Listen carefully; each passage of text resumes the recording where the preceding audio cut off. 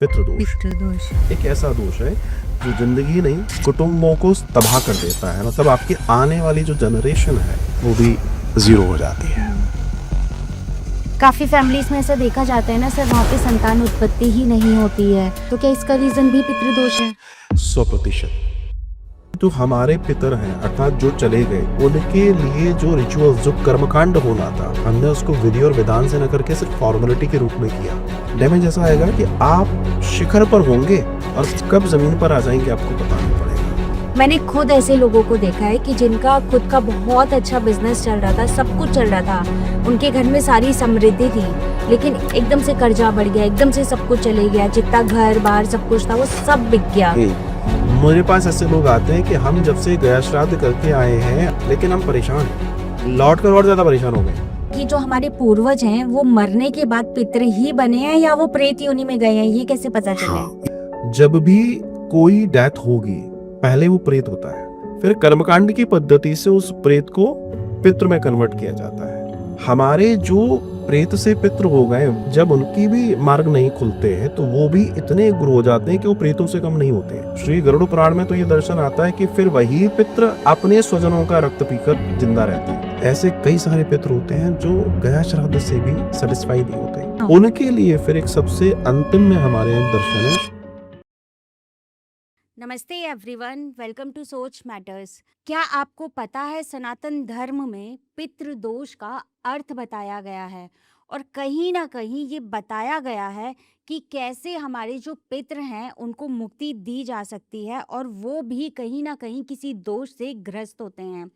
अगर आप अपनी लाइफ में ऋण मुक्त होना चाहते हैं, या आपकी लाइफ में बहुत सारी प्रॉब्लम्स बनी हुई है, एंजाइटी फील हो रहा है, घर में गृह कलेश रहता है, और कहीं ना कहीं आपको मानसिक असंतुलन बना हुआ है, तो कहीं ये पितृदोष का कारण तो नहीं है? अगर आप ये जानना चाहते हैं कि हमारे पितरों को कैसे मुक्ति मिले और पितृदोष होता क्या है, आज के टाइम पे बहुत सारे ऐसे लोग हैं जिनको पितृदोष का मतलब ही नहीं पता है, या उनको पता ही नहीं कि अगर वो पितृदोष में हैं तो वो उसका निवारण कैसे करें। तो उसके लिए आप आज का पॉडकास्ट एंड तक ज़रूर देखिए। तो आज के पॉडकास्ट में हमने एक बार फिर से बुलाया है श्री मनुश्री महाराज जी को। तो चलिए स्वागत करते हैं आज के हमारे स्पेशल गेस्ट श्री मनुश्री महाराज जी का, ओनली ऑन सोच matters with me Poonam Rawat. तो सबसे पहले मैं जानना चाहूंगी कि पितृदोष के क्या लक्षण हैं? सबसे पहले तो आपके चैनल को बहुत बहुत शुभकामनाएं, आपके धन्यवाद व्यूअर्स को भी, आपको जी। भी, आपकी टीम को भी, कि एक अच्छा प्रयास आप कर रहे हैं। हमने पिछली बार जिस विषय को लिया था ये विषय बहुत गंभीर है, जी और आपने भी एक बात कही कि हमारी जो जेनजीज हैं, जो यंगस्टर्स हैं, उनके लिए भी हम क्या बता सकते हैं। तो लक्षण की आपने बात की कि पितृदोष के लक्षण क्या है। जी हम सभी एक सामान्य जिंदगी जीते हैं, लेकिन उस सामान्य जिंदगी में जब कुछ असामान्य घटने लगता है, जी वो जो घटना जो हमारे हाथ में नहीं होती, वो घटना जो हम सोचकर भी अपने स्थिति में ठीक नहीं कर पाते हैं, वो असामान्य घटना कहीं ना कहीं पितृदोष से संबंधित होती है। अब यहाँ शब्द आ रहा है पितृदोष। हाँ यहाँ पितृदोष से संबंध है पितृ जो हमारे फोरफादर्स थे, जो आज नहीं है, और उनके वजह से या उनके निमित्त जो हमें कार्य करने थे उससे जो दोष बनता है, जी जो हमने नहीं कर पाया, जी उसको पितृदोष कहते हैं। ओके आपने कहा लक्षण, हम लक्षणों की बात करेंगे। इसके अनेक लक्षण हैं। अगर मैं ये कहूँ कि किसी भी स्थिति में सब कुछ होने के बाद अगर आपके पास कुछ नहीं है तो पितृदोष है। जैसे मान लीजिए आपने बहुत अच्छी एजुकेशन ली, बहुत अच्छे नंबर्स लाए, लेकिन जी। आज ऐसे कई लोग हैं इतना अच्छा होने के बाद जॉब्स नहीं है, दिखने में ठीक है, बोलने में ठीक है, हर चीज़ में ठीक है, लेकिन शादियां नहीं हो रही, घर में क्लेश बने हुए हैं, आपस में घर में किसी की बन नहीं रही है, निरंतर दवाओं पे खर्च हो रहे हैं। ऐसी स्थितियां कि अपने घर के अंदर ही भय लगता है, डर लगता है। आपके घर में जब तक हो तब तक आप तनाव में, जैसे घर से बाहर निकले आपको लगता है जैसे कि आज़ाद हो गए, फ्रेशनेस महसूस होने लगी। घर में जैसे ही आप गए ऐसा लगता है कि वापस जंगले में आ गए। आपके पैसे डूब रहे हैं, आपकी नौकरियां टूट रही हैं, आपके प्रमोशंस नहीं हो रहे हैं, आपके बड़ों से संबंध टूट रहे हैं, छोटों से संबंध टूट रहे हैं, पड़ोसी से बिगड़ रहे हैं, कुल मिला के हर तरीके से आप में सारी क्षमताओं के बावजूद जो डैमेजेस आपके साथ निरंतर हो रहे हैं, उसका 99.999% जो कारण है, जी 99.999% दैट इज पितृदोष। पितृदोष अब बात यह है कि ये पितृदोष है क्या, जैसे आपने पूछा लक्षण, तो इसका सीधा दर्शन है कि हमारे द्वारा हमारी जो रीतियां हैं, जो रिवाज हैं, जो पूजा पद्धति है, या जो हमारा धर्म हमें सिखाता आया, या ऐसे समझे जो हमारे पितर, हमारे पूर्वज जो परंपरा निभाते आए, आज हमने वो तोड़ दी। जी वो हमने तोड़ दी तो उनके वजह से जो दोष बन रहा है वो पितृदोष बन जाता है। और इसके अनेक कारण हैं। गलत पूजा विधि, ओके पूजा विधि की गलतियां भी, ये पूजा आप वो बता रहे जो हम नहीं नहीं रोजमर्रा में सामान्य करते हैं। रोजमर्रा हाँ में जो हम करते हैं, जी मैं उस जी पूजा विधि की बात कर रहा ओके हूँ। गलत तरीके के कार्यों को करना, अपने जीवन में गलत खान पान करना, अपने परिवार की जो मर्यादाएं चली आ रही थी उनको तोड़ के नई चीजों को पैदा करना, नए डिजाइन करना अपनी लाइफ में। वैसे जो अनैतिक हैं, चाहे वो खान पान हो, रहन सहन हो, सारी चीजें हैं। अपने कुल देवी देवताओं की अवहेलना करना, जिनसे हमारे कुल बंधे हुए थे, जो हमारे कुल को प्रोटेक्ट कर रहे थे। आज जी ज्यादातर लोगों के यहाँ यह है कि उनको कुल देवी देवता नहीं मालूम अपने, कि बिल्कुल हम कहाँ से ओरिजिनेट हुए थे। हमें कौनों ने प्रोजेक्ट किया था, क्योंकि जब हमारे गोत्र बने तो गोत्र को संभालने के लिए, रक्षा करने के लिए देवता भी गठित हुआ उसका, ओके जिसको पर्टिकुलर उस गोत्र के लोगों को प्रोटेक्ट करना था। तो हाँ जी लोगों ने धीमे धीमे इतनी तेज दौड़ गए कि वो भी सब भूल गए। हम्म अब बात आती है और बड़े दोषों की। जो हमारे पितर हैं, अर्थात जो चले गए, उनके लिए जो रिचुअल्स, जो कर्मकांड होना था, हमने उसको विधि और विधान से न करके सिर्फ फॉर्मेलिटी के रूप में किया। चाहे वो अनजाने में किया, चाहे वो जानकर किया। क्योंकि हम जिस शरीर के साथ जी रहे हैं, ये हमारे फोर फादर्स का दिया हुआ है। ये ऋण है, जी ये ऋण है। अगर हम किसी भी कार्य को दुनिया में कर रहे हैं, सपोज अगर मैं रास्ते में जा रहा हूँ और मान लीजिए किसी की गाड़ी का गेट खुला हुआ है और हमने उसको इशारा किया, गेट खुला हुआ है, तो वो आपको तुरंत थैंक यू बोलेगा, यस है ना। जबकि कोई लेन देन नहीं है, कोई जानकारी, सिर्फ हमने इतना बताया। जिसने हमें शरीर दिया, जिसने हमें जीवन दिया, जिनका रक्त आज भी हमारी धमनियों में है, जिसने हमें मकान दिया, दुकान दिया, ठीक यस है ना, उनके प्रति हम थैंक यू नहीं कर रहे हैं। क्या हम इतने पशु हो गए? मामला यह है कि उनका जो दिया है उसका जो ऋण है। अब मान लीजिए आपका, मुझे तो प्रॉपर्टी नहीं मिली, मुझे तो नहीं मिला, लेकिन शरीर तो मिला है, पहचान तो उन्हीं से मिली है, बिल्कुल वो भी तो ऋण है। यस आपको उसकी पूर्ति करनी ही होगी। और अगर आप इसको धार्मिक दृष्टि से ना देखें तो इंसानियत की दृष्टि से देख ले, जैसे मैंने अभी ये थैंक यू का उदाहरण दिया। तो ये जब जब हम अपनी चीज़ों को तोड़ेंगे। दूसरी हमारी धार्मिक मान्यताएं, जैसे पूजा पद्धति, जो हमारे त्योहार मनाते हैं हम लोग अपने घर जी में, जो मनाते चले आए हैं, अगर हम उनको ब्रेक कर रहे हैं, अगर हम अपने दान धर्म के तरीके बदल रहे हैं, अगर हम अपनी निरंतर आने वाली पूजाओं को बंद कर रहे हैं, या फिर आज मान लीजिए कोई चला गया, उसके लिए जो उसके जाने के बावजूद भी हमारे यहाँ रिचुअल्स होते हैं वो हम नहीं कर रहे हैं, ये घनघोर पितृदोष पैदा करेंगे। और ये कोई डराने वाली बात नहीं है, ये हमारे कर्तव्य हैं। हम जब भी अपने इन कर्तव्यों का निर्वाह नहीं करेंगे, हम डैमेज होंगे। और डैमेज कैसा आएगा? डैमेज ऐसा आएगा कि आप शिखर पर होंगे और कब जमीन पर आ जाएंगे आपको पता नहीं पड़ेगा। आपके हाथ में कुछ नहीं होगा जो आप संभाल पाओगे, क्योंकि आपके संभालते संभालते चीजें रेत की तरह आपकी मुट्ठी से निकल जाएंगे। आप कहोगे ये क्या हो रहा है। मेरे पास ऐसे कई सारे केसेस आते हैं जो ये कहते हैं कि साहब सब कुछ है लेकिन कुछ नहीं है, सारी एबिलिटीज हैं, सारी क्षमताएं हैं, लेकिन उसका जो मार्जिन नहीं मिल पा रहा है, कुछ नहीं मिल पा रहा है। और जब हम उनका कुंडली विश्लेषण या लक्षण के आधार पर बात करते हैं तो पितृदोष निकलता है। अब यहीं से आपका एक प्रश्न और निकल सकता है जी कि क्या ये पितृदोष हमेशा से था या आजकल ज्यादा सुनने में आता है? हाँ जी है ना। हम्म तो इस प्रश्न को भी यहीं क्लोज करते हुए चलते हैं। पितृदोष की जो मैंने आपसे बात कही, बात यह है कि आज से 20 30 25 30 40 साल पहले तक लोग निर्वाह कर रहे थे अपने दायित्वों का। लोग कुटुंब में रह रहे थे, परिवार में रह रहे थे, तो सारी चीजें हो रही थी। बिल्कुल जब से ये चीजें टूटी हैं, छूटी हैं, तभी तो दोष आया है। न्यूक्लियर फैमिलीज ज्यादा डेवलपिंग। उसी से ये दोष आया, क्योंकि लोगों ने करना छोड़ दिया, करवाना छोड़ दिया।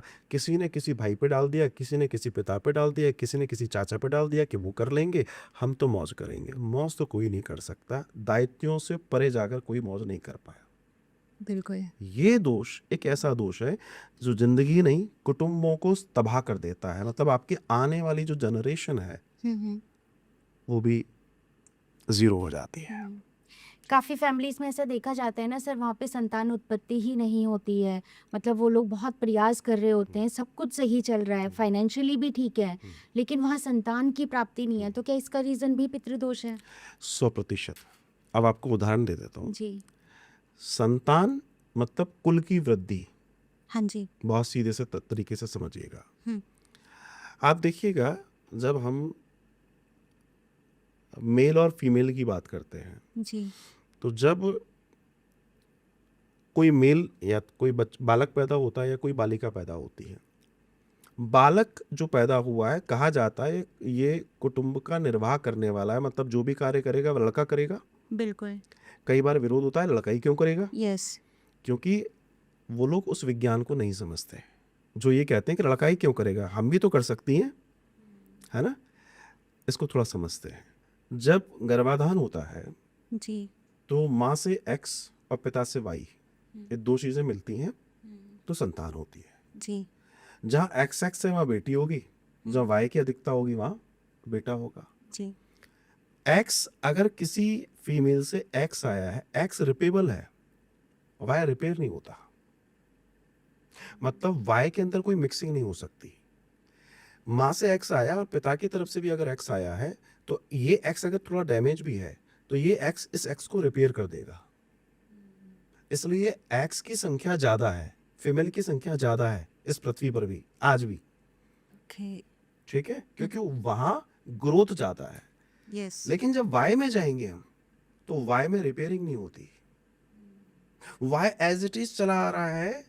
मेरे से पहले अगर मेरी 500 पीढ़ी पहले जो था वो आज मुझ में है। उसमें कोई बदलाव नहीं आया है।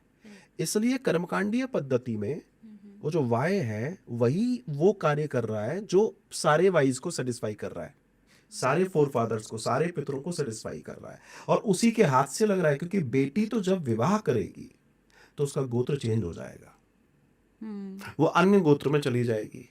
बट यहाँ पे महाराज जी वैसे देखा जाए तो ब्लड तो सेम ही है ना, बेटी का भी तो सेम ही ब्लड है। बेटी का ब्लड सेम हो सकता है, लेकिन गोत्र परंपरा हमारे यहाँ जो सबसे मूल चीज है वो गोत्र है। आप अपनी जाति बदल सकते हैं, आप अपना स्वरूप बदल सकते हैं, आप अपना सरनेम बदल सकते हैं, गोत्र नहीं बदलता। हमारे ऋषि मुनियों ने सबसे बड़ा काम किया था गोत्र पर। आपका गोत्र नहीं बदल सकता। गोत्र क्या होता है? गोत्र, जैसे अगर आपसे मैं पूछूं, अपने पिताजी से पूछेगा हमारा गोत्र क्या है, तो बताएंगे हमारा गोत्र क्या है। ऋषियों ने जो आपको टाइटल दिया, हम जिस ऋषि से ओरिजिनेट हुए, ऐसा मैं मनुश्री महाराज, लेकिन मेरा गोत्र है वशिष्ठ। तो वो जो वशिष्ठ ऋषि हैं, मैं उनकी लाइन में हूँ, तो उनसे मेरी पहचान है। अच्छा, मैं ब्राह्मण हूँ, ऐसा भी हो सकता है जो ब्राह्मण हो उसका गोत्र भी वशिष्ठ होगा, क्योंकि उसने कभी अपने आप को, अपने वर्ण व्यवस्था से अपने आप को बदला होगा। हो सकता है उसने कहा मैं क्षत्रिय हो जाऊंगा। पहले तो यही होता था ना, हमारे यहाँ वर्ण व्यवस्था थी, जाति व्यवस्था नहीं थी। Yes yes.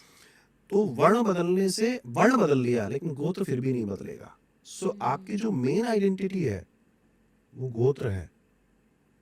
तो जब आपका गोत्र बदल जाएगा तो आपकी पहचान बदल जाएगी। और आपकी पहचान, लड़की की पहचान निरंतर बदल रही है। हर स्टेप पर, जैसे एक नई बेटी से बेटी पैदा होगी फिर उसकी पहचान बदलेगी, लेकिन बेटे की नहीं बदलेगी। करेक्ट। यस। इसलिए ये जो दोष है, हालांकि गर्ल्स में भी आता है, लेकिन इस दोष का सबसे बड़ा मार्जिन आता है पुत्रों पर, मेल मेंबर्स पर। और वो घर का करता धरता है, अगर वो डैमेज होगा तो सब डैमेज होगा। और अगर वो अपने कार्यों का निर्वाह नहीं कर रहा है तो डैमेज तो आना ही आना है। इसे समझिएगा। तर्पण कौन कर रहा है? तर्पण कर रहा है बेटा। जल तर्पण श्राद्ध पक्ष में बेटा कर रहा है। श्राद्ध पक्ष में जब जो कार्य हो रहा है, मूल रूप से तो बेटा सारा करवा रहा है। हाँ जी। वो उसका कार्य है, उसका अधिकार है। अगर कोई ये कहे, सपोज मैं यहाँ पर बैठ के ये कहूँ, नहीं मुझे तो इस चेयर पे बैठना है। क्यों बैठना है भाई? क्योंकि मेरा वहां उस चेयर वाला काम मेरा नहीं है। अब मैं जबरदस्ती करूं, नहीं ये तो लोकतंत्र है, ऐसे कैसे मना कर सकते हो? ठीक है, लेकिन वो चेयर पे जो बैठने वाला कार्य है वो तो आप ही करेंगे ना, मैं नहीं करूंगा ना। काश ये समझ पाए समाज, जिसका जो कार्य है वो वही करेगा। और अगर हम इस सिद्धांत को समझ लें तो समस्या खत्म है। तो जो पितरों के लिए कार्य था, कुटुंब को जो करना था, परिवार को जो करना था, वो नहीं कर रहे हैं, उस वजह से जो एंटिटीज हैं, जो आत्माएं हैं, अर्थात जिसने शरीर छोड़ा, अब शरीर छोड़ने के साथ होता यह है कि अच्छे कर्म है तो मुक्त है, लेकिन आज की तारीख में अच्छे कर्म कितने हैं? बिल्कुल। तो ऐसी स्थिति में वो ब्लॉक होता है। जब वो आत्मा ब्लॉक होती है तब उसको पीछे से प्रेशर दिया जाता है, कर्मकांड के माध्यम से, पिंडदान के माध्यम से, श्राद्ध के माध्यम से, और अंतोगत्वा गया श्राद्ध के माध्यम से जो हम कराते हैं। जी। किसी भी तरह की एंटिटी होगी, वो कोई आत्मा होगी जो मार्ग में है, जो रुक गई है, वो उस पूरी विधि से अपनी यात्रा को आगे बढ़ा लेती है, वो अपनी जिंदगी जीती है और परिवार अपने सुख को जीता है। इसलिए आज की तारीख में पितृदोष होने से ज्यादा बड़ा मामला यह है कि उसको तुरंत ठीक करा लीजिए, क्योंकि वो सिर्फ आपको परेशान नहीं करने वाला है, वो धीमे धीमे और बढ़ने वाला है। यहाँ पे यही मैं जानना चाहती हूँ महाराज जी, जैसे हम पितृदोष की बात कर रहे हैं ना, तो मुझे ये जानना है कि ये पितृदोष कितनी पीढ़ियों तक चलता है? अगर इसका निवारण नहीं कर रहे हैं तो ये कितनी जनरेशन तक जा सकता है? अभी आपने मुझसे एक प्रश्न किया कि पुत्र नहीं हो रहा है या संतान नहीं हो रही जी। है ना? सबसे बड़ी बात यह है कि जब ये प्रगाढ़ होने लगता है तो संतान मतलब मेल मेंबर वाई रोक देता है, वाई रुक गया तो वंश खत्म हो गया। एक चीज, आप जनरेशन की बात कर रहे हैं, अब जैसे मान लीजिए पिता से उनके बड़े पुत्र में उतरा, जी। तो उस बड़े पुत्र से उसकी संतान में जाएगा, उससे उसकी संतान में जाएगा, मतलब पीड़ा निरंतर चल रही है। अगर आपने इसको समय रहते ठीक नहीं किया तो आप ये तय मान के चलना धीमे धीमे सब खत्म कर देगा, मतलब जो जनरेशन है वो खत्म हो जाएगी। एक सवाल और आ रहा है मेरे दिमाग में कि जब हमने लास्ट पॉडकास्ट किया था उसमें काफ़ी सारे कमेंट आए थे। उसमें एक कमेंट था कि जो हमारे पूर्वज हैं वो मरने के बाद पितृ ही बने हैं या वो प्रेत योनि में गए हैं, ये कैसे पता चले? हाँ, ये अच्छा प्रश्न है। जी। हमारा जो सनातन का दर्शन है, हमारे यहाँ रीबॉर्न होता हाँ जी। है ना? जब भी कोई डेथ होगी पहले वो प्रेत होता है। जब तक अच्छा। उसका 13वीं या 12वीं नहीं हुई है तब तक उसको प्रेत, वो प्रेत पहले ही होनी उसकी प्रेत की होती है, चाहे वो कोई हो, ओके। कोई भी हो, XYZ कोई भी जाएगा, पहले वो प्रेत होगा। ठीक है, फिर कर्मकांड की पद्धति से उस प्रेत को पितृ में कन्वर्ट किया जाता है। ये जो हम कहते हैं कि 13 दिनों में 13वीं 13वीं, जो हाँ होती है वो यस। प्रोसेस ही है, एक्चुअली यही वो साइंस है कि हम एक नई बॉडी की तैयारी के लिए सारा अनुष्ठान करते हैं फॉर अ न्यू बॉडी। ये असल में एक पूरी की पूरी प्रक्रिया है, ये वैज्ञानिक प्रक्रिया है, एक तरह से देखा जाए एक नई बॉडी को हम डिजाइन कर रहे हैं, क्योंकि उसकी सोल कहीं जाकर एक नए डेवलपमेंट में जाए। अब यहाँ बात जो आती है, जो आपने बात कही कि वो पितृ हैं या प्रेत हैं, यस। सोफिस्टिकेटेड लैंग्वेज में तो हम जनरली सबको पितृ बोलते हैं, हाँ जी। लेकिन पितृ कम होते हैं, प्रेत ज्यादा होते हैं। अच्छा। जब वो प्रेत होंगे हाँ तो हाँ। आपके डैमेजेस बहुत तेज होंगे, ओके। पितरों में डैमेजेस कम होते हैं। हम्म। प्रेत क्या करता है, प्रेत की अपनी डिजायर है। जैसे प्रेत का भोजन क्या है, रक्त। ओके। हम जब श्राद्ध में भोजन देते हैं, हाँ जी। भोजन कराते हैं, तो हमारे पितृ प्रेतों तक पहुंचता है, तो वो जिस योनि में होंगे उनको उसी अवस्था में मिलता है। अगर वो घास खाने वाली योनि में है तो उनको घास के रूप में मिलेगा वो, अच्छा। अगर वो ओके। प्रेत की योनि में हो तो उनको रक्त के रूप में मिलेगा, मनुष्य की योनि में है तो साधारण भोजन के रूप में मिलेगा। वो उस लेवल पर कन्वर्ट होता है। तो जिन लोगों के साथ जिनके यहाँ प्रेत वाला मामला है, अब प्रेत वाला मामला है तो ये जो मैंने लक्षण बताए हैं ये बहुत तेजी से घटने शुरू होंगे। दूसरा, हमारे जो प्रेत से पितृ हो गए वो भी जब उनकी भी मार्ग नहीं खुलते हैं तो वो भी इतने गुरु हो जाते हैं कि वो प्रेतों से कम नहीं होते हैं। तो श्री गरुड़ पुराण में तो ये दर्शन आता है कि फिर वही पितृ अपने स्वजनों का रक्त पीकर जिंदा रहते हैं। रक्त पीकर, रक्त पिबंती शब्द आया क्यों? क्योंकि उनको तो सरवाइव करना है, अब तुम नहीं कर रहे हो उनके लिए, तुम्हें उन्होंने सब दे दिया, आज तुम्हारी ड्यूटी है कि तुम उनके लिए करो, अब तुम नहीं कर रहे हो, तो वो कब तक वेट करेंगे? एटलीस्ट वो भी मुक्त होना चाहते हैं। अब हम उनकी मुक्ति के लिए कुछ नहीं कर रहे, अपने मजे में लगे हुए हैं, तो वो कहते हैं कोई बात नहीं।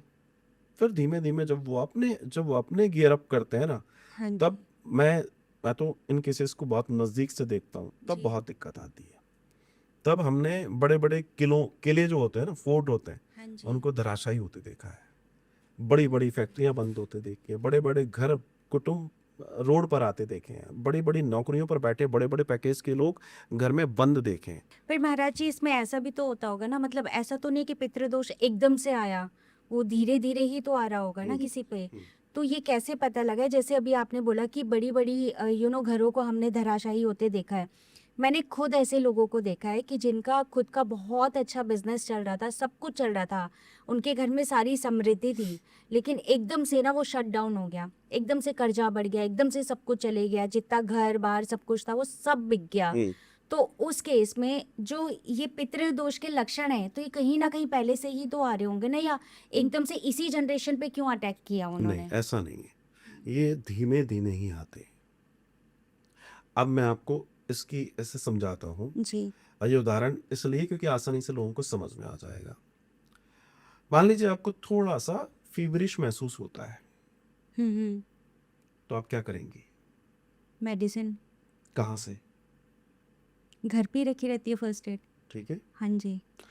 अब उस फर्स्ट एड से सही नहीं हुआ तब क्या करोगे?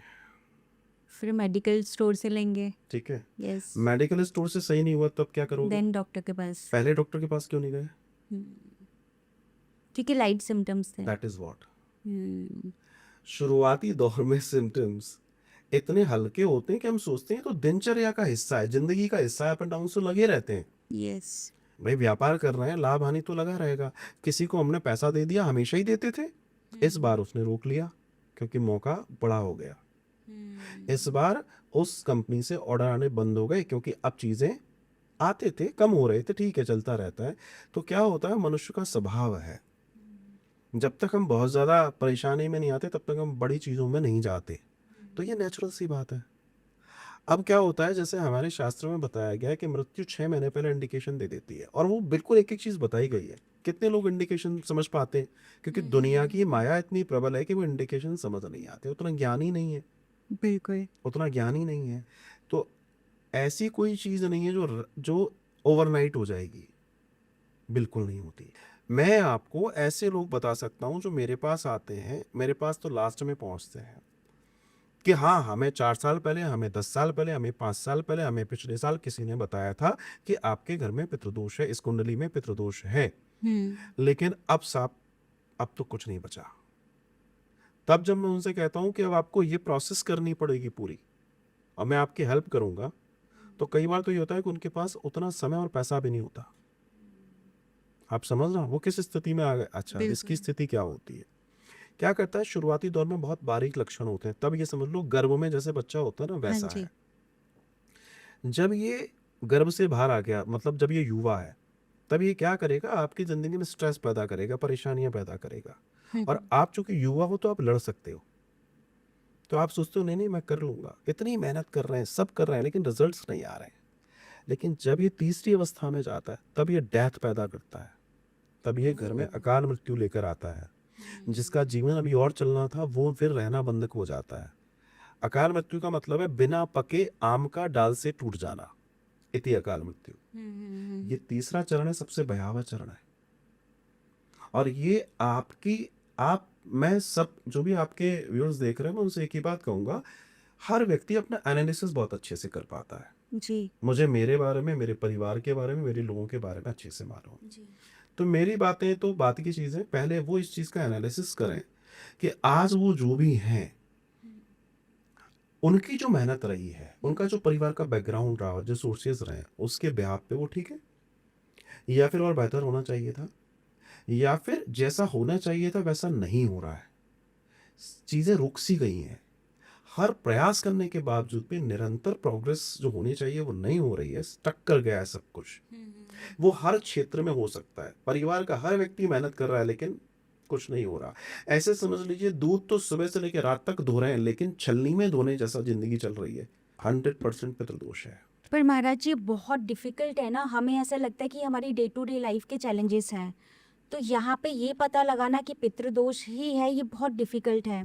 अब जैसे आपने एक वर्ड यूज़ करा था कि किसी की कुंडली से पता चलता है कि इसमें पितृदोष है।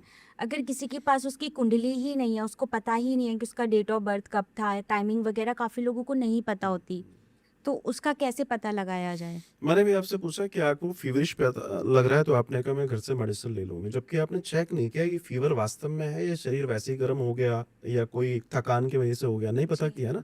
लेकिन वो मेडिसिन वहां भी काम करती है, आपका आपके शरीर की थकावट भी दूर करती है, क्योंकि उसमें वो सारी चीजें मिली हुई हैं। बात यह है कि कुछ चीजें हम सिम्टम्स के आधार पर देखते हैं और कुछ चीजें हम चेक करके देखते हैं। लेकिन जो सिम्टम्स हैं, अगर वो सिम्टम्स हैं, अब एक और चीज मैं बताता हूँ। जी। वो लोग जो ये कह रहे हैं कि भाई हमारे यहाँ सिम्टम्स हैं पर कैसे माने, तो फिर मैं उनसे पूछता हूँ, आप मुझे बताइए क्या आपके यहाँ गया श्राद्ध हो गया है? हुँ। अगर वो ये कहते हैं नहीं जी हमारे यहाँ हो गया है, अब आपको थोड़ी थोड़ी ऊपर की चीजें बताता हूँ। मेरे पास ऐसे लोग आते हैं कि हम जब से गया श्राद्ध करके आए हैं, आपका पॉडकास्ट देखा और अब हमने कहा हमारा पॉड हमने तो कर लिया, लेकिन हम परेशान हैं, लौट कर और ज्यादा परेशान हो गए। हाँ जी। तो मैं उनसे पूछता हूँ कि भाई आप कब गए थे? बोला तब गए थे। अच्छा क्या किया? बोला हम एक दिन के लिए गए थे, हमारे माता पिताजी का होना था, हम कराए। मैं कहता हूँ बिल्कुल अच्छी बात है, मतलब उसके पीछे के लोगों का हो गया। बोला नहीं उसका हमें आइडिया नहीं है। अब मैं आपसे दूसरी बात कह रहा हूँ, अभी जो गए हैं उनका तो हो गया गया श्राद्ध पिंडदान, लेकिन पीछे की पूरी क्यों खड़ी हुई है, वो और उग्र हो गई। तो मैं सबसे कहता हूं अगर आपके यहाँ गया श्राद्ध पूरे 17 दिन का 16 दिन का हुआ है, तो डेट श्योर आप निकल जाएंगे। हाँ डैमेज बड़ा होगा, टाइम लगेगा, लेकिन निकल जाएंगे। ग्रोथ अपने आप आनी शुरू हो जाएगी, चीजें अपने आप बननी शुरू हो जाएंगी, और बनती हैं, हम तो रोज देख रहे हैं। आज मुझे इतना समय हो गया, मेरे साथ इतने लोग गया जाते हैं, प्रतिवर्ष जाते हैं, और वो अपने अनुभव बताते हैं कि हम लौटने के बाद चीज़ें अपने आप बनने शुरू हो गए। हम क्या क्या कर रहे थे लेकिन ये अपने आप हो गया। क्यों हो गया?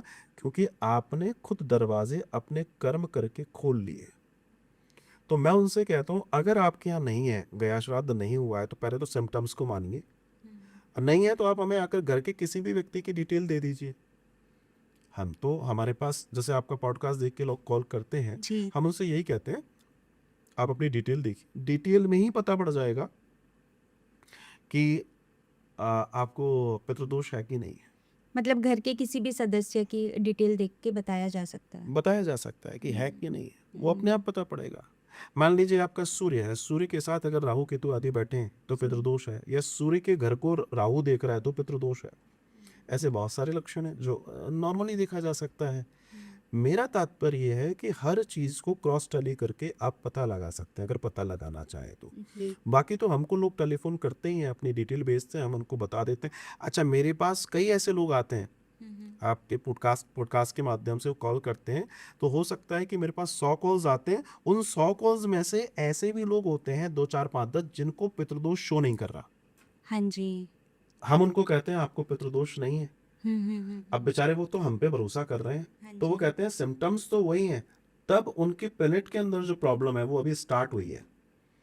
तो उनकी जो प्लेनेटिकल कंडीशन है, हालांकि ध्यान रखिएगा पितृदोष आएगा तो आपकी कुंडली की प्लेनेटिकल कंडीशन बदली हुई होगी, वैसी ही होगी, क्योंकि सब कुछ प्लेनेट से हो रहा है। ऐसा नहीं है कि ऐसे पैराशूट से उतर कर आ जाएगा, वो दिखेगा आपके प्लेनेट से। तो कई लोग ऐसे होते हैं, उनको हम दूसरा उपाय बताते हैं कि आप ऐसा कर लीजिए, आप 16 दिन का 17 दिन का ना करके आप 1 दिन का 3 दिन का 5 दिन का भी कर सकते हैं।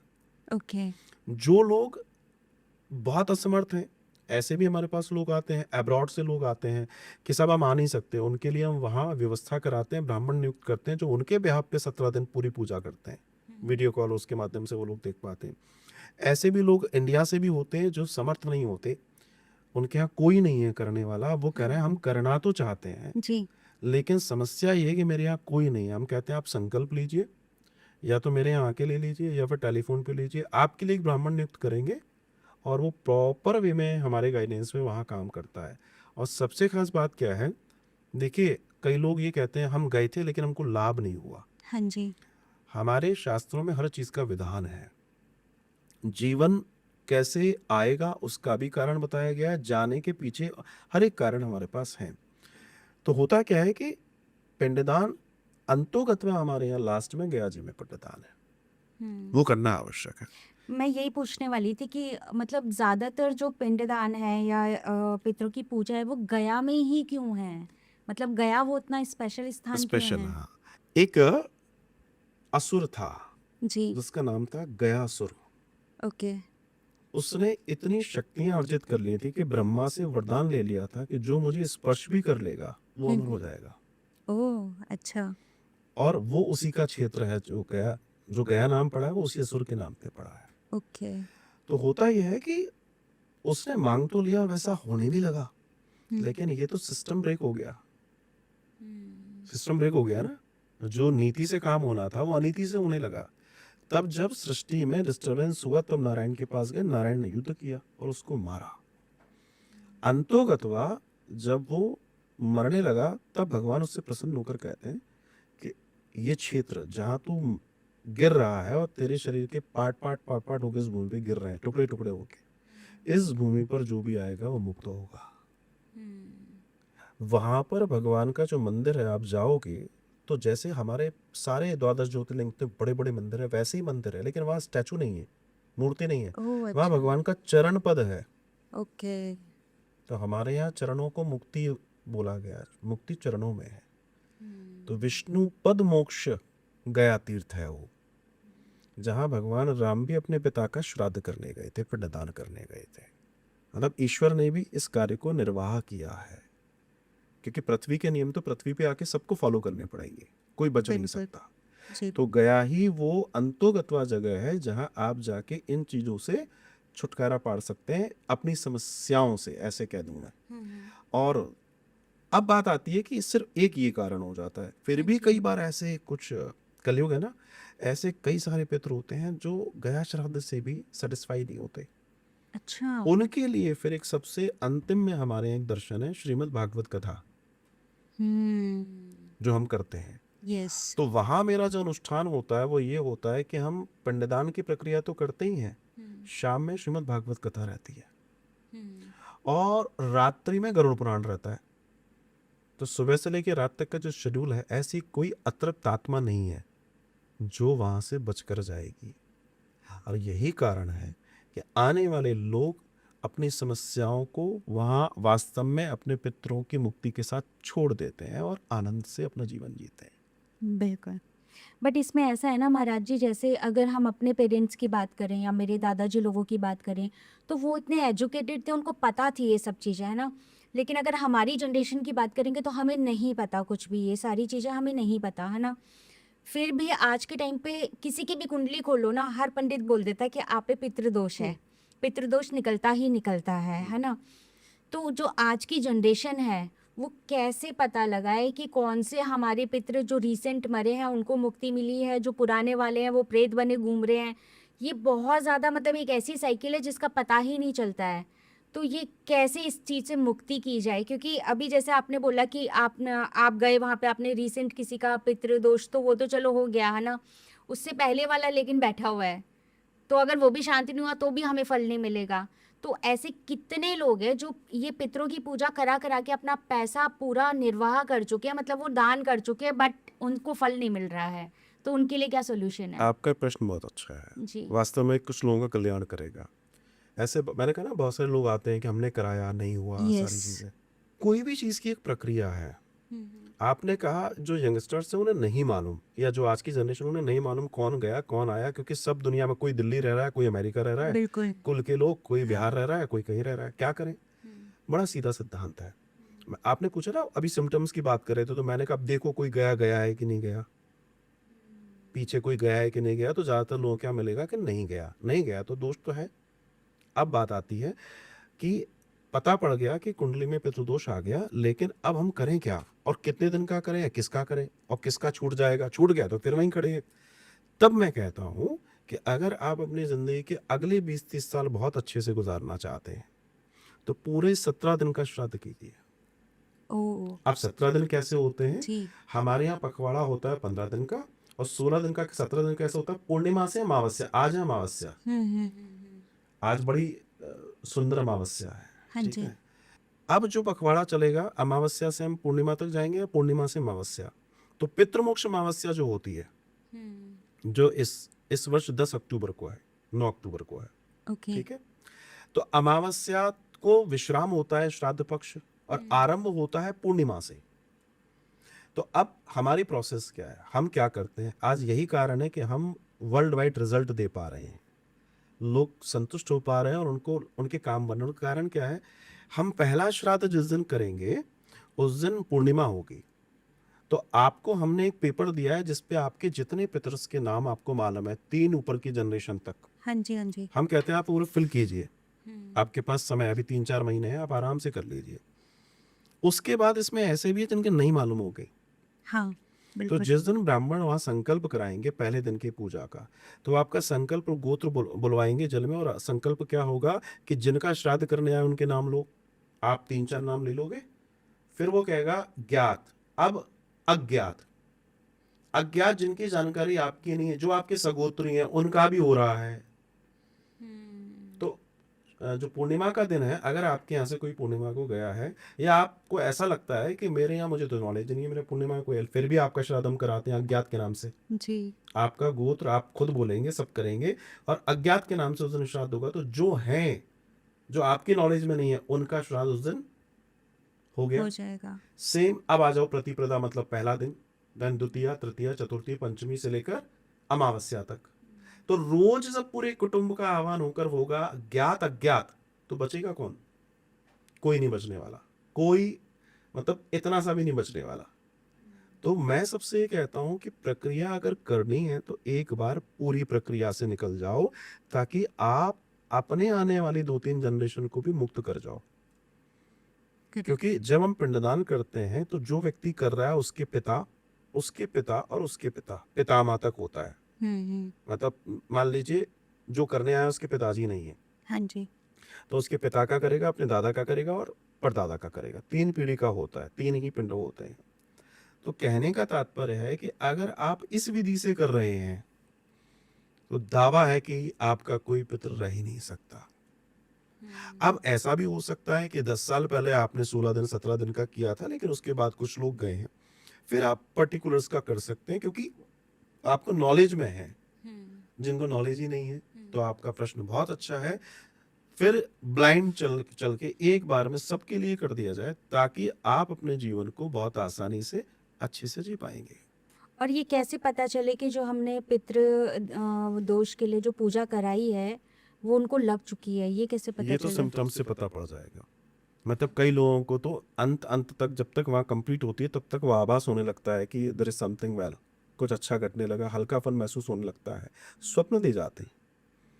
मतलब अगर बहुत ज़्यादा है वो स्वप्न देते हैं, हम खुश हैं, हम जा रहे हैं, बोल के जाते हैं। इवन तो मेरे साथ जो लोग वहाँ रुकते हैं, कई बार रात में आके उनके कमरे में उनको दिखते हैं, सारी चीज़ें होती हैं जो कि कभी नहीं दिखे। अच्छा। ऐसे भी दिखते हैं जिनको वो जानते नहीं है, उनकी नॉलेज में ही नहीं थे, वो भी उनको धन्यवाद और आशीर्वाद देकर जा रहे हैं।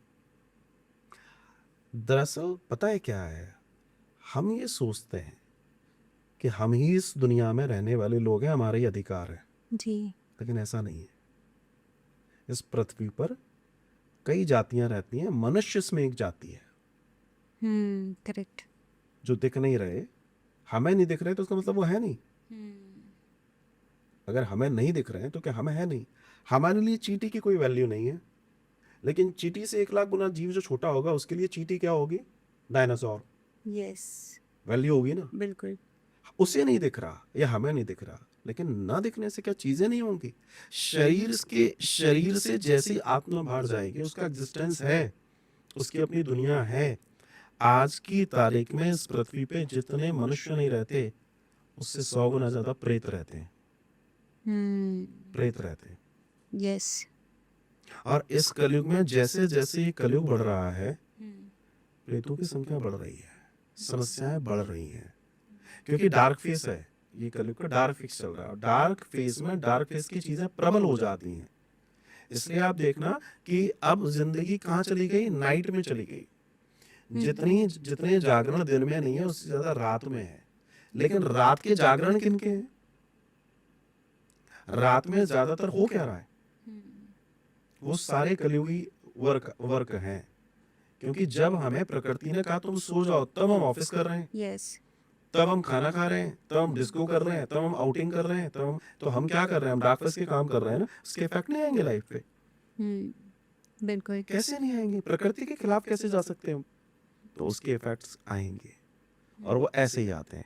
तो जैसे महाराज जी, आप कलयुग की बातें कर रहे हैं, प्रेत की बात कर रहे हैं ना, आज के टाइम पे ना एक चीज़ और बहुत ज़्यादा हो चुकी है, जब से पॉडकास्ट आए हैं या जब से ये कंटेंट लोग देख रहे हैं ना, यहाँ पे ब्लैक मैजिक बहुत है। तो हमारे ही पिछले पूर्व वाले पॉडकास्ट में किसी ने मैसेज किया हुआ था कि हमें लगता है कि हम अपने पितरों को मुक्ति दिला रहे हैं, सब कुछ कर रहे हैं, बट काफ़ी लोग ऐसे हैं ना जो ब्लैक मैजिक में फंसे हुए हैं। कोई किसी के ऊपर जादू टोना कर रहा है, कोई किसी के ऊपर ब्लैक मैजिक कर रहा है ना, तो उस स्थिति में जो हमारे पितर है ना, उनको बांध दिया जाता है, बिकॉज वहाँ से कृपा रुक जाए तो वो अपना काम इजीली कर सकते हैं, और ऐसे केस में जो पितर है ना, उनको भी मुक्ति नहीं मिल पाती। तो क्या ये बात सच है? इसमें 2-3 चीजें हैं। हाँ जी। जब लोग ये कहते हैं कि पितरों को बांध दिया गया है, ऐसे बहुत सारे हमारे पास भी आते हैं कि महाराज जी हमारे पितर बंधे हुए हैं, तो मैं उनसे कहता हूँ आपने देखा हाँ। ये जो बंधन है, एक्चुअली शब्द तो निकल आया लेकिन शब्द के पीछे हुआ क्या था? ये बंधन क्या है? ये बंधन हमारे ही कर्मों का है कि वो मुक्त नहीं हो पा रहे, तो वो बंधे हुए हैं ना। अगर वो मुक्त हो जाएं, बंधे काय की वजह से, हमारे को जो कार्य करने हैं उसके वजह से बेचारे बंधन में हैं। अगर हम जो कार्य जैसे करना, जैसे मान लीजिए आज कोई समाप्त होता है जी। अब एक नई प्रथा आपने देखा, तीसरे चौथे दिन आजकल चौथा कर देते हैं। हाँ जी। ये वैदिक तो नहीं है, ये साइंटिफिक भी नहीं है हमारे सिद्धांतों के अनुसार। तो वो जिसने कर दिया वो तो कर दिया, लेकिन आत्मा तो विचरण में ना, भटक रही है ना। उन्होंने अपने फायदे के लिए 4 दिन में जैसे कर दी, बोला निपटे चलो अपनी जिंदगी जिएंगे, है ना। अच्छा, देखा जाए तो उस व्यक्ति जिसका चौथा हो गया, कहीं ना कहीं उसके ऐसे कर्म रहे होंगे कि उसको ऐसी ऐसी औलाद मिली जो 12 से 13 दिन उसका निर्वाह नहीं कर सकती। जिसने जन्म दिया, जिसने जीवन दिया, बताओ उनके लिए उनके पास 12-13 दिन नहीं है। उसका भी कहीं ना कहीं कोई ऐसा प्रारब्ध रहा होगा। और ये भी वो महान लोग जिनके अंदर इतनी वो नहीं है कि चाहे कुछ हो, मानो या ना मानो, पर कोई बात नहीं, अपने पिता को माँ को हम दे देंगे ना, 12-13 दिन क्या जाता है। अब जब हम अपने पुराणों में जाएंगे, अपने सिद्धांतों में जाएंगे, तो उस जगह जाकर जो हम देखते हैं तो वहां पर एक एक चीज की प्रक्रिया बताई हुई है। तो जो सोल है, जो आत्मा है, उसका जो निर्माण का समय है 12 से 13 दिन का जो समय बताया गया है, उसको वो चाहिए। अब क्या होता है, 13 दिन के बाद जब 13वीं हो जाती है, फिर हमारे यहाँ वर्षी होती है, वार्षिकी बोलते हैं उसको। हाँ, यस। आज एक नया ट्रेंड क्या चल गया है कि जो वार्षिकी है वो भी 13वीं के साथ कर देते हैं, इसलिए कि आप कौन करेगा अगले साल। ऐसा नहीं है कि नहीं कर सकते, लेकिन वो तब की जाती थी जब कोई बहुत इमरजेंसी हो। पूर्व के समय में ब्याह पहले सेट हो जाते थे, आज तो ये होता है आज सोचा कल ब्याह हो जाता है। हाँ जी। पहले तो 4-4, 2-2, 3-3, 5-5, 10-10 साल पहले बुक हो जाता था कि भैया तब विवाह करेंगे। जी। अब उसी वर्ष में मान लीजिए आज किसी की डेथ होती है, 6 महीने बाद बिटिया की शादी तय हो चुकी है। हाँ जी। इन दैट कंडीशन आप इन इमरजेंसी जो बरसी है वो कर सकते हैं। लेकिन अगर ऐसा कुछ नहीं है तो बरसी बरसी के टाइम पर ही होगी। अब वर्षी का मतलब क्या होता है कि हमारा जो 30 दिन है, देवताओं का एक दिन है, तो वो जो जीव है, आत्मा है, जिसकी यात्रा चालू हो गई, वो 1 वर्ष की है। तो जब वो एक दिन पूरा करेगा तो यम उसके लिए रुकते हैं कि तेरे घर वालों ने खाना दिया तो खा ले, वरना तेरे को हम कुछ नहीं देंगे। अब वो मंथ जो तिथि है जिस दिन खत्म हुआ है जी। उस दिन भोजन नहीं हुआ, जिसको ब्राह्मण हमारा वो कौन है, लेटर बॉक्स है, नहीं हुआ, तो वो व्यक्ति कहेगा बताओ मुझे भोजन भी नहीं दे रहे, मेरे लिए भोजन नहीं निकाला, ये उल्टा हो जाएगा, तो वो और परेशान होगा। पर महाराज जी, आजकल तो हर कुंडली में राहु दोष निकलता ही है, राहु होता ही होता है, कलयुग है ना, राहु कहाँ जाएगा? कहाँ जाएगा? तो अगर राहु है तो यानी पितृदोष भी बना रहेगा? नहीं, ऐसा नहीं है। ऐसा नहीं है। राहु की पोजीशनिंग Decide करती है। डिसाइड करेगी भाई, वो तो आज से नहीं, हमेशा से ही है, ग्रह तो हमेशा से ही है ना, उसकी पोजीशनिंग है। हाँ, ये बात है कि आज की तारीख में वो पोजीशनिंग ज्यादा से ज्यादा पितृ दोष में जाती है। क्यों? क्योंकि वैसी स्थितियां हम खुद बना रहे हैं। अभी आपने थोड़ी देर पहले कहा कि जो आज के लोग हैं उन्हें नहीं मालूम कौन कौन चले गए। जब नहीं मालूम तो वो उनका कर भी नहीं रहे हैं, तो दोष तो बन ही रहा है ना, वो उनका कर भी तो नहीं रहे हैं। अगर वो उनका करने लगे या उनके निमित्त। जैसे मैं कहूँ, श्राद्ध हो सकता है बहुत सारे लोग कर रहे हैं, कितने लोग हैं जो जल तर्पण कर रहे हैं। मैं आपको भोजन कराता हूँ, जल नहीं पिलाऊं, क्या होगा? मैं आपको इनवाइट कर दूं, सत्कार ना करूं, क्या होगा? आज बहुत सारे लोग ऐसे हैं जिन्हें श्राद्ध करना नहीं आता। हाँ जी। श्राद्ध का भोजन बनाने की एक विधि है, और अच्छा। श्राद्ध का भोजन बनाए कौन? वो जिनके कुटुंब जन चले गए हैं, उसी कुटुंब की स्त्रियां, उसी इस कुटुंब के पुरुष ही भोजन बनाएंगे। आजकल अच्छा। क्या हो रहा है, श्राद्ध में मेड बनाकर जा रही है, आपके पितर खाएंगे ही नहीं। ये आपने पड़ोस से किसी बहन को बुला लिया, थोड़ी मेरी मदद कर दो, नहीं खाएंगे। शास्त्र कहता है नहीं आएंगे। मतलब आपने स्वयं के सोचा हाथ से होना श्राद्ध का मैंने चाहिए। चलो कर दिया, मैं एक काम करती हूँ, एक काम करता हूँ, ब्राह्मण नहीं मिला, मैं किसी को भी दे देती हूँ, मेड को दे देती हूँ, या सामने झुग्गी माँ दे देती हूँ। तो आप मुझे बताइए कि आपके पितर वो थे क्या जो झुग्गी में है? आप किस एनर्जी के साथ ट्रीटमेंट ले रहे हैं?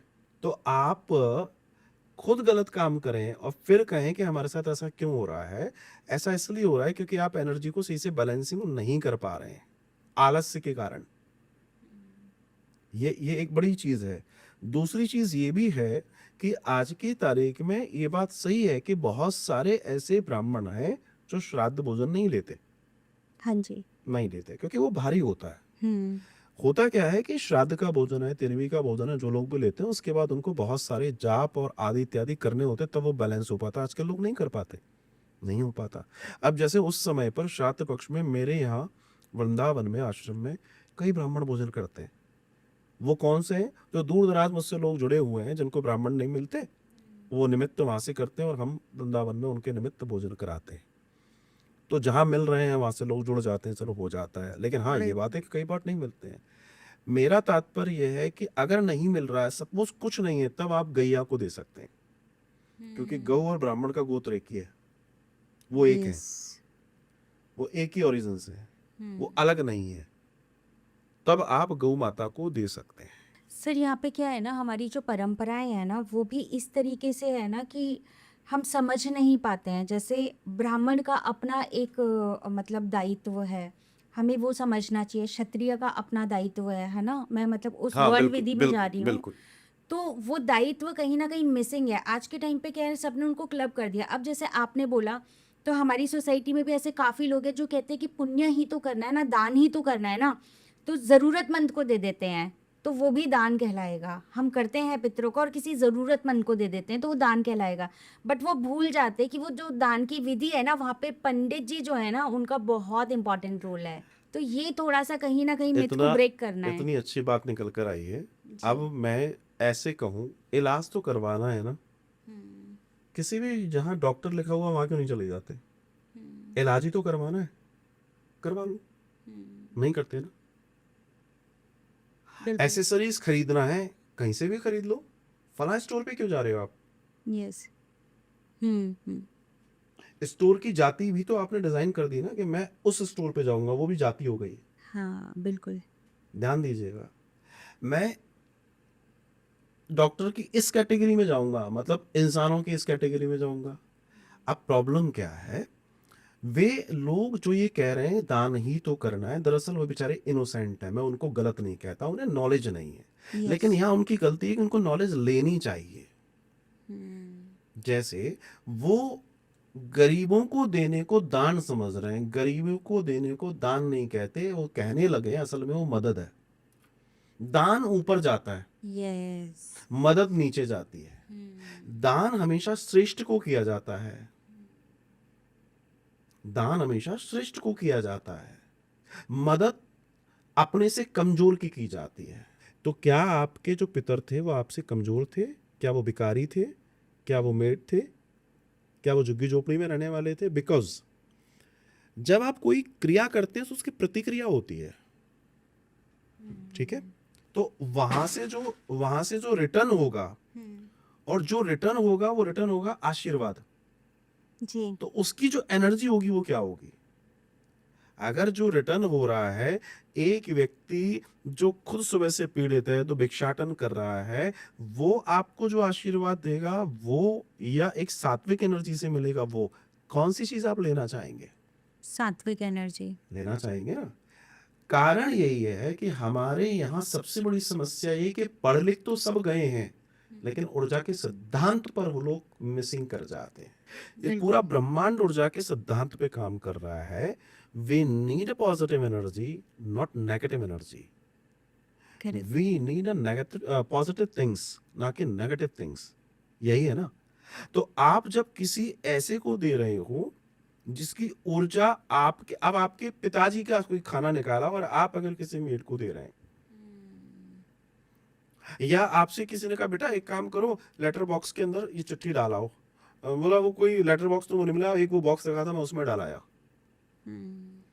अब यहाँ प्रॉब्लम क्या आ रही है? प्रॉब्लम ये आ रही है कि आप जब तक अपने धर्म और जो हमारे पुराण, जो हमारा दर्शन है, जी। जब तक आप उसमें बिलीव नहीं करेंगे, हमारे सनातन की जो सबसे बड़ी समस्या आज हो गई है वो इतना विस्तारित है, इतना बड़ा है।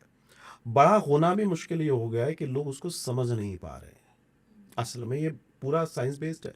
अब यहाँ सिद्धांत ये कहता है कि जब आपके आपके पितर, उनको अगर ऐसा दर्शन आता है शास्त्र में कि मान लीजिए कोई ऐसा व्यक्ति है जो गलत आदतों में था, गलत खान पान में था, हाँ जी। लेकिन जब वो पितृ हो जाता है तब वो चाहता है कि सात्विक हो, क्योंकि उसको पता पड़ रहा है कि उसकी गलती में भुगत रहा हूं। मुझे कुछ लोगों ने बताया कि साहब वो फला फला शराबी मर गया, तो जब उसकी चिता जली तो उस पर हमने शराब डाल दी। भाई इसको पसंद थी।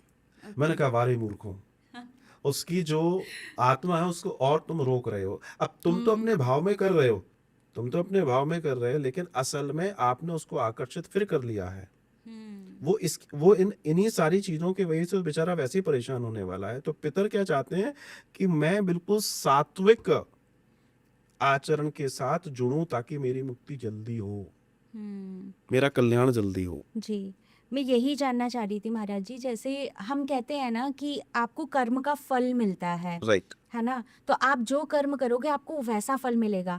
अब फॉर एग्जाम्पल किसी के ना पितृ बहुत शैतान होते हैं, वो इतने कांड करके गए होते हैं ना, लाइक मतलब इतना ज़्यादा कर्जा चढ़ा के गए होते हैं। कई के पितृ ऐसे होते हैं जो क्रिमिनल माइंड के होते हैं, बट उनकी आगे की पीढ़ी ठीक होती है, वो अच्छा होना चाह रही है। तो ऐसे केस में वो पितृ को कैसे मुक्ति मिले, और क्या जो उसका कर्म है, जो उसने कर्म किया था, वो आगे कैरी फॉरवर्ड होता है जनरेशन में? अगर मान लीजिए एग्जाम्पल के तौर पे आपने जो कहा कि बहुत क्रिमिनल माइंड थे, बहुत गलत काम करके गए हैं, बहुत सारे लोगों को परेशान करके के सब कुछ गए हैं, गलत तरीके से पैसा कमा के गए हैं, तो जिस मकान में रह रहे हैं वो अगर उन्होंने बनाया तो छोड़ दो। ओह अच्छा। भाई बात यही आ रही है ना। अगर आप पुत्र हैं, आपकी रगों में वहीं से ब्लड आया है, मतलब आप उसके लिए लायबल हैं, राइट। अगर आप उसके लिए लायबल हैं, भाई आज के कानून में भी तो ये आ गया कि जब आप कर्ज लेते हैं तो सबके नाम और वो हो जाते हैं कि अगर तुम नहीं पढ़ाओगे तो तुम्हारी पत्नी पढ़ाएगी, तुम्हारा बेटा पढ़ा, लिखा है ना उसमें। हाँ बिल्कुल। ये जो लिखा है ये तो लिखते में बेसिकली ये तो जेनेटिकली है ही। तो हम जो चीजें यूज कर रहे हैं, जो भी हम यूज कर रहे हैं, अगर वो हमारे फोर फादर्स का है और वो जिस एनर्जी का है, उससे तो हमें दो चार होना ही पड़ेगा। आप उस कर्म के सिद्धांत से कैसे बच जाएंगे? बात वही आ रही है कि वो भी तो ऋण में आ रहा है ना। अच्छा किया होता तो अच्छा आता, बुरा किया हो तो बुरा आएगा। भुगतान तो आपको भुगतना पड़ेगा, और इसलिए भुगतना पड़ेगा क्योंकि आपने उसको एंजॉय किया है। किया है ना। आप उसको, ऐसा तो नहीं है नहीं मेरे पिता ने बहुत गलत काम किया, गलत तरीके से पैसा कमाया, मैं एक काम करता हूँ सब छोड़ देता हूँ। कितने लोग हैं ऐसे? नहीं है ना। अब वो जो एंटिटी, वो जो आत्मा है, वो तो परेशान है ही, वो तो भुगतेगी, लेकिन जो इन चीजों का उपयोग कर रहा है वो भी तो भुगतेगा। वो भी भुगतेगा और उसको उसका मिलेगा। अब वो जो भी होगा तो बच नहीं सकता। अब ऐसी स्थिति में यही है कि पिता ने गलत कार्य कर लिया, आज उसके वजह से दोष बन गया, तब क्या करें? अपने समस्त कुटुंब, पिता जो भी है उसके नाम से हम फिर वही प्रक्रिया में जाएं कि हम पिंडदान करें, उनके लिए भागवत आती, ताकि उनके जो गलत कर, उनको नहीं आया समझ में, हमें आ गया कि नहीं ये तो गलत था, हम करें। पुत्र का धर्म ही है कि अपने पितरों को नरक से निकालकर स्वर्ग पहुंचाए, ये पुत्र का धर्म है। तो वो बेचारे नहीं कर पाए, उनकी गलतियां हो गई, हम तो ये कहते हैं तुम्हें समझ है ना, तुम करो, उनको भी निवृत्ति दिलवाओ और खुद भी निवृत्त हो जाओ।